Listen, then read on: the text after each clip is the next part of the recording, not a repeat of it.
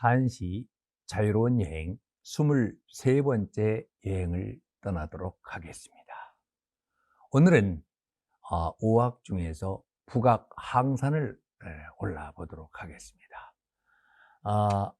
그 항산을 여행하기 전에 이 항산을 여행을 도와주실 우리 선생님을 한번 소개하겠는데, 이분은 그렇게 이제 아주 유명한 분이 아니라서 알려진 바가 그렇게 많지는 않습니다. 왕승작이라고 하는 분인데, 임청인, 지금 산동 사람으로 명나라 만력 23년 1595년에 진사가 되었고 대동지부의 벼슬을 한 분이라고 합니다.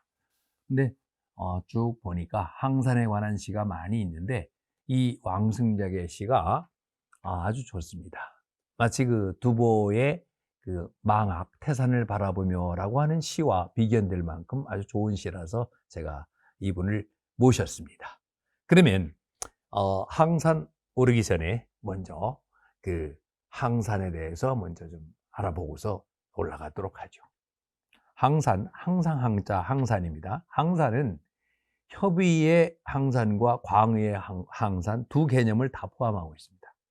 좁은 의미에서 항산은 지금 이른바 북악 항산을 말합니다. 그래서 이 항산을 태항산이라고, 이 클테자 써서 태항산이라고도 합니다. 물론 태항산이라고 할 때 이 단일 행자 쓰는 그 태항산하고는 다릅니다. 전에는 현무산 또는 현악, 원악, 상산이라고도 했습니다. 그런데 명말 청초, 그러니까 명나라 마렵에서 청나라 초기에 오악 중에 북악 항산으로 확정된 것입니다. 산서성의 혼원현 성남 10km 지점에 위치하고 있는데, 주봉인 천봉령이 해발 2016.8m, 어디는 뭐 2016.1m로 나오기도 합니다만, 오악 중에서 화산 다음으로 높습니다. 그리고 넓은 의미의 항산은 항산 산맥이라고 불리는 것인데, 산서성 대동시 동남부, 그리고 하북성 장가구시 남부, 상간하, 호타하 등 요 사이에 있는 일련의 그 산봉우리들을 총칭해서 항산이라고도 얘기합니다.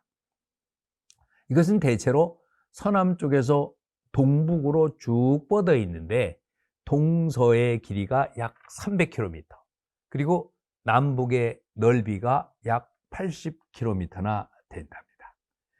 항산은 서북고원과 그리고 기종평원이라고 하는 평원 사이를 가로지르며 험준한 자연산세와 지리적 특징으로 인해서 예로부터 군사적 요충지로 여기 수많은 관문들이 있습니다.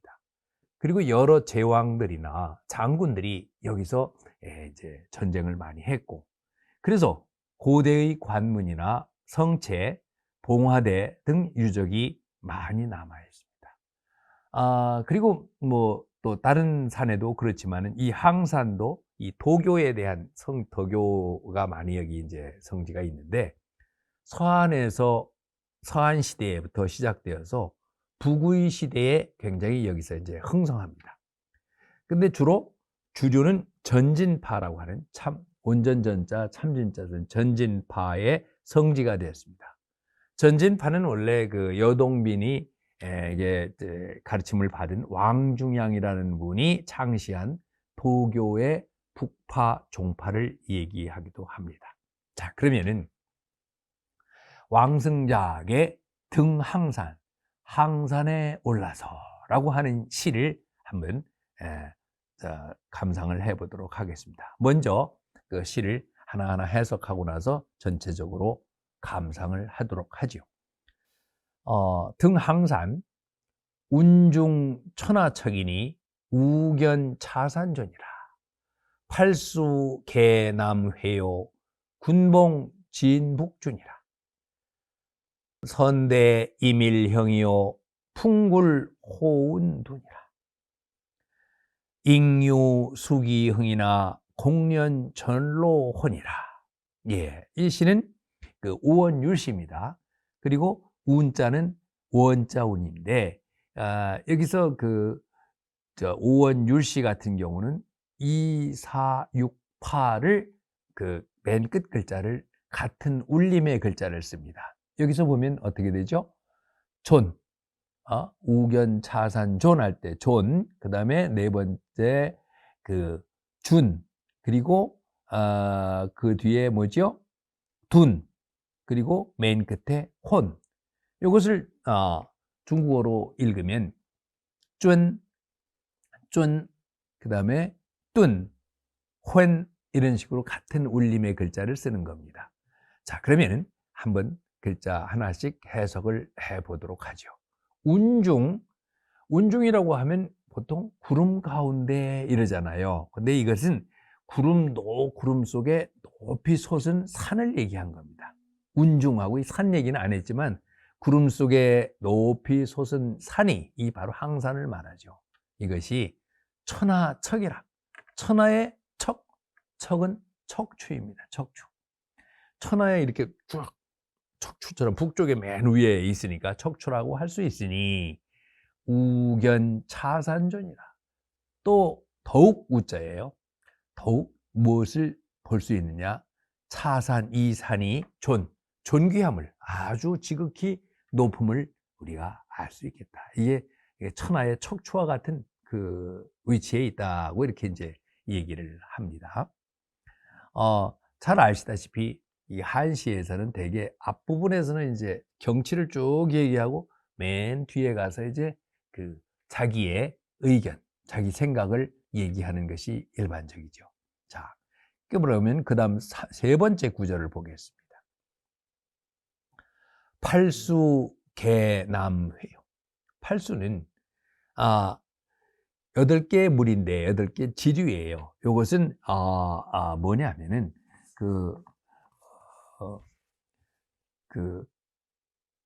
항산에 지류 앞에 있는 여러 개의 호나라고 하는 물이 있는데 그 항산 상류에 그 8개의 물들이 항산이 워낙 높으니까 거기서 모여져서 그 남쪽으로 계속 흘러간다는 얘기입니다. 그래서 호나 상류의 8개 지류가 항산 일대에서 서남 방향으로 모여든다는 것을 이렇게 표현을 하고 있는 것이죠.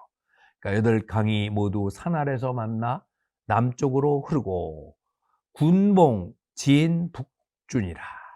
군봉은 물이 군자죠.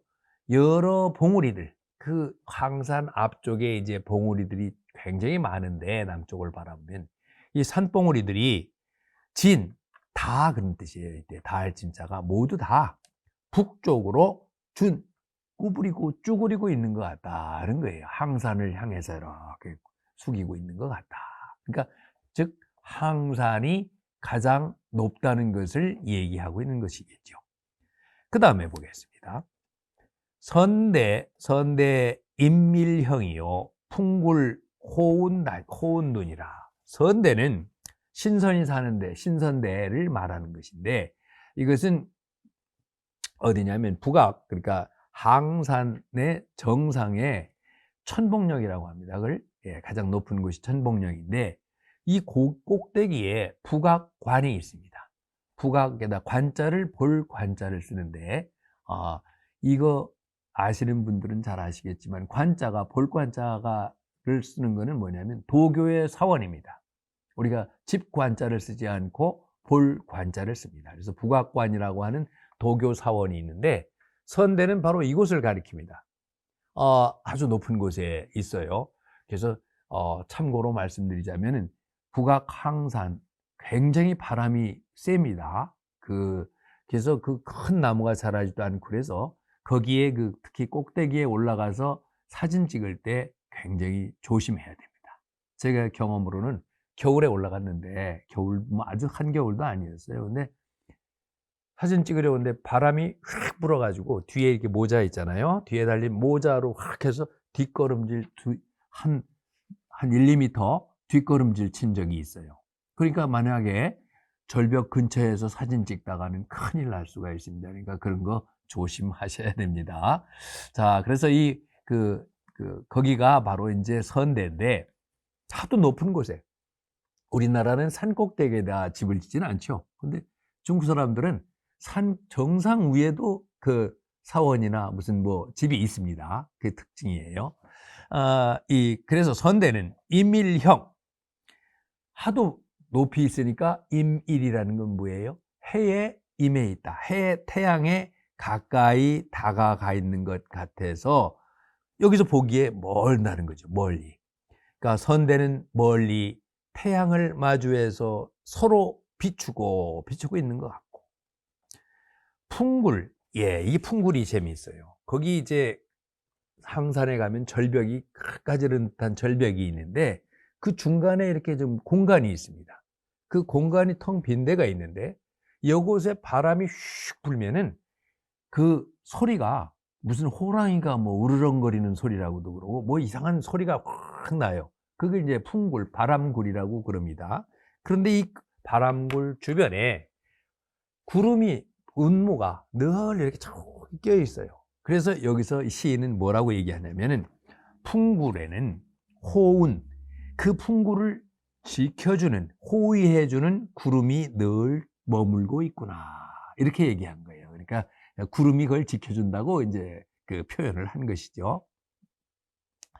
그래서 여기 그 다음을 보겠습니다. 이제 여기는 이제 쭉 이 얘기를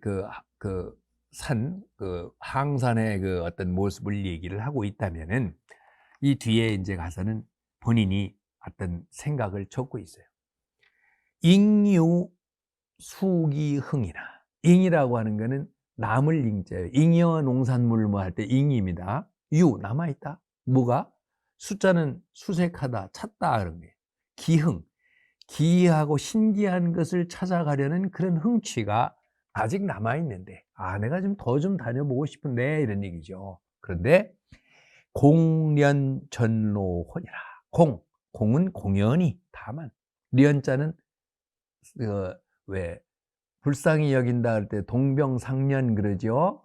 딱하게 여기는, 여기서 연자는 애석하다 이런 얘기예요. 그저 애석하구나. 뭐가? 전로혼, 앞길이 컴컴해, 벌써 어둑어둑해져서 갈 길이 어두워진 것이 애석하구나 라고 이렇게 시를 쓰고 있습니다. 이 시를 한번 전체적으로 한번 감상을 해 보도록 하죠. 이 시의 첫 연의 두 구는 다소 과장되고 호탕한 기상으로 여러 산들 가운데서 항산이 독존의 지위를 가지고 있음을 말합니다. 그래서 천하의 구름 가운데 우뚝 솟아서 천하의 척추라고 할 수 있다. 그래서 아주 최고의 산이다, 이렇게 이제 얘기를 해놓고, 두 번째 연에선 항산에서 내려다보는 경치를 그리고 있습니다. 즉 항산이 북쪽에 높이 솟아 있기 때문에 모든 강들은 그 앞에 모여서 남쪽으로 흘러간다는 거죠. 그리고 눈앞에 여러 산봉우리들이 마치 향산을 향해서 쭈그리고 있는 모양이라는 것이죠.